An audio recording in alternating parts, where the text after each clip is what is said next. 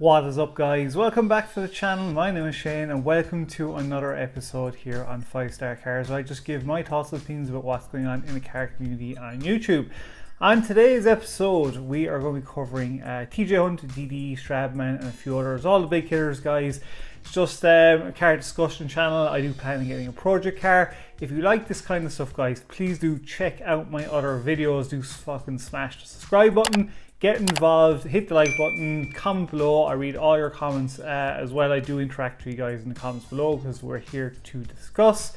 And yeah, hopefully you'll just get involved and like my kind of stuff. And yeah, we're just going to cover today's videos. Also, guys, if you want to follow me on Instagram, you can. Hit me up there. I just post some cars and stuff like that. Also, if you want to send me on some stories or videos you want me to check out, I'll give you a shout out on the channel as well for your Instagram page. And yeah, we'll jump into today's video. We're going to kick it off with TJ Hunt. TJ Hunt basically has come out saying he's going to go for the C8 world record and try and beat Emilia's record. I think Emilia got around, was it 938 or 94, thereabout. So he went to I think Houston, Texas. He flew down, and I forgot how gorgeous TJ Hunt's C8 is. It's so nice. I mean, it's up there with one of my favorite C8s, along with the Pandem wide body C8 as well. It's just beautiful looking. And yeah, he took it out for a spin. I think it's at around 750 brake horsepower. If you're watching the TJ Hunt channel, guys, you probably know this. The Sheep Race twin turbo kit got ripped out, and LMR are actually putting their own kit. They've redesigned a new X pipe on the exhaust system as well. And yeah, basically looks like he's just going to go full hog. And I think he's going billet, you know, on a new block. The whole lot like is going to get done. He's going for 1500 horsepower. Absolutely nuts. And also in this video, if you watched it, he was doing pulls with one of his friends in the car, and the glass roof flew off, and it got hit by a truck and everything, and it was just hilarious when it happened. But I want to hear from you guys in the comments below. Who the fuck you think is going to end up getting the C8 record? Because you have to remember, Triple F Collection are going for this record as well. They sent off their C8. So there's a lot of people going for Emilia's record. Do you think it's going to be beaten? Do you think TJ Hunt's going to take it? Who do you think is going to beat Emilia's record? Or do you think Emilia is going to get, you know, probably quicker times? Now we know Emilia's engine's blown up and fucked at the moment, and sure, she's going to go down a rebuild as well. So yeah, it'd be interesting to see who gets this record. He did say he'd be back in a few weeks. Interesting times, guys. It looks like it's like the billionaire space race in the YouTube C8 world. Who's going for the record? You know, it's crazy. But yeah, hopefully TJ Hunt can do it. His car sounded fucking awesome. I really like the sound of it. Even some of the pulls he was doing with the stock clutch, even though it was slipping in fifth. I think a lot of people are trying to find out what clutch that he's installing into his car to get this record, and obviously he can swap it out because it sounds like it's going to be a very sticky, clunky clutch when he puts it in there. But we'll see. Again, and he has to put on his wide arch body kitting as well. You know, so I don't know. Well, let me know what you think is going to happen in the comments below, guys. Who do you think is going to take the C8 world record for the fastest C8 in the world? Next up is going to be DD. Just to like cover this, basically their latest video was Dave coming out to why he was getting rid of the GT3 RS and why he got the Urus. And just basically, it was kind of interesting the way they were talking about their roles within, because you have to understand, guys, as much as Damon treats the channel as a business of entertainment, he doesn't like, he's not like Stradman where it's just Stradman's on his own, and even though Stradman is running his as a business, Damon looks at it as a more kind of like everybody has a role to play kind of thing, and I like the way they kind of explain what was going on. And the way, you know, some people don't get that. I could see Damon runs it as a business straight off the bat. And when they did the rock, paper, scissors things, you know, obviously they sit down and they, you know, talk about these things beforehand, but it's all about entertainment as well, you know, and a lot of people don't get that with DDE. Look, I mean, like, they have so many cars there at the moment. It doesn't bother me which ones they get rid of and what to swap out and what goes where. It just doesn't for me, because you know they're always going to have, there's always projects going on anyway. It doesn't make a difference. We still have the old, you know, the 4A tires there coming along as well. Like there's always going to be something in the works. Then with the Urus he's going to work on when they went to, you know, August Luxury Motor Cars and took a rip in that Urus as well. You know, it's just interesting to hear what they were saying about it. And yeah, look, we'll see what way this Urus turns out. Hopefully the border will be reopening soon. I can't wait to see them go back down to SoCal and tear it up down there, because it's going to be mental when they get back down there. They've been gone for so long. And yeah, we'll see what comes ahead. Just said I'd mention it, guys. But let me know what you think about DD getting the Urus and Dave getting rid of the GT3 RS. Next up is going to be Stradman. He has finally finished his, I suppose, Hemi. A 6x6. It's completely fully done, as he said. And yeah, look, we knew this was, we'd already seen it before. He stuck with the chrome satin purple as well on it.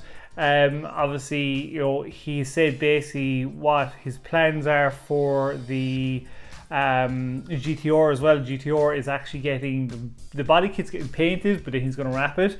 I hope he goes for a completely different color on the GTR. I'd like him actually to do a satin chrome kind of Tiffany, or satin chrome kind of like green, emerald green or something, kind of that color. That'd be pretty sweet. The 6x6 is an absolute monster. He was going around with Burlacker as well, and Burlacker and his Ford Raptor. It's one monstrosity of a fucking thing. I think 7 miles per gallon or something like that. Something that is just fucking nuts how bad it gets, you know, on the odd gallons. It's crazy. But let me know what you think of the 6x6. I think, did he make a video saying that he went the 6x6 Urus? I mean, hopefully he doesn't do that. I just wouldn't see the point in doing that, because I just wouldn't like it. That wouldn't be for me. But let me know what you think below, guys, of the 6x6. Do you want him to keep doing these kind of like SUV trucks, or do you like him just to stick with the sports cars and supercars? I don't know. I just thought I'd bring to your attention. Let me know what you think in the comments below. Next up, guys, is going to be RDV LA, and their latest video was a guy who got his 720S modified.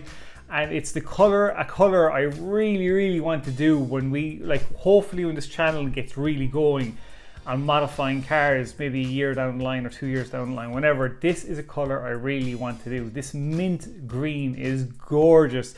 I absolutely love this color. I love the way the 720 came out. The HRE wheels in it are absolutely spot on as well. It's the same color as they did on, I think, the 488 that they had there.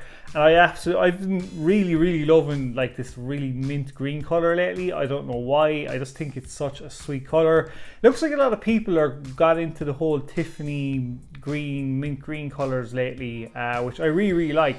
It's definitely a color I would go for, especially the satin chrome Tiffany green. It's such a beautiful color. I was looking at it online at wraps. You can get some wraps in it, and that's definitely a color I would consider wrapping a car as well. If you haven't seen the video, guys, check it out. RDVLA are so funny, like the Sarkis and the guys in Lewis, just the funny shit they get up to in the shop, and when they're recording it there, I find them very funny, and they do some great work. I remember somebody posted in comments below saying, you'd love to see a series of them taking over like Pimp My Ride. They would be brilliant if they did it. They'd be way better than fucking West Coast Customs, I feel. And because they do unbelievably top work for some of the best cars in LA. Like it's insane. And the 720S is one of my favorites out there. It's gorgeous, the mint green on it. Let me know what you think of it, guys, in the comments below. It'll be interesting to hear your thoughts and opinions. And last up on the list, we got to cover Shmee 150. The guy is going on a DD tangent of buying cars. He's basically announced that he is buying the Lotus Emira, and he's now announced that he's buying the Ferrari SF90, which, like, look, he moved into his museum, as we all know. He eventually got it. He's now leaving, like, his buddies, his English buddies, like, cover their videos for it and all the cars he has. And yeah, he's really ramping up, you know, buying these cars. Now the Emira, like, is an unbelievable car for the price point. SF90, another unbelievable car for the price point. You just wonder if you're going to have any time to drive these new cars. Is it just me or Shmi getting richer, or what's going on? Because he just seems to be buying cars left, right and centre. And like the Mira and the SF90, like the SF90 for me is one of my most favourite Ferraris that have come out in a long time. I think they even said, is it quicker than the 765 LT? I think it might be, just by a small bit. I love the shape of it, just everything about it. I'm very fucking jealous of Shmi, guys. I don't know how he does it, where he gets his money from, because he's definitely not making the money in ad revenue on YouTube to be affording all these cars. I'd love to know where he gets his money from, because this guy just fucking buys cars left, right, and centre. He was at the Goodwill Motoring Festival as well, I think it's called, and he was against Button talking about the Mira. And so yeah, I'm buying one of these. I put down, you know, my deposit for it. I'm just like, you fucker. Like, I mean, like, why can't I just buy these kind of cars? But yeah, I can't wait to see him get these cars. I'll definitely cover him when he does. Let me know what you think of him getting these two cars as well, guys. So that's it for today. Thanks a million again if you watched the end. Hopefully you will fucking smash the subscribe button. Get involved. Do comment below. I do plan to bring back Comment Sunday, guys, when you start commenting. But I'm not going to do it for like 1 or 2 videos. It has to be like the majority of videos when there's enough comments there to cover. And yeah, I'm planning to hopefully do a video every day this week to say thank you to you guys that stuck with the channel and been liking, commenting and supporting the channel. And you know, I'm going to try my best, but it's not my full-time job. So again, thanks for the support, guys. Hopefully you like this video, and to the next episode, stay safe, peace out and keep it lit.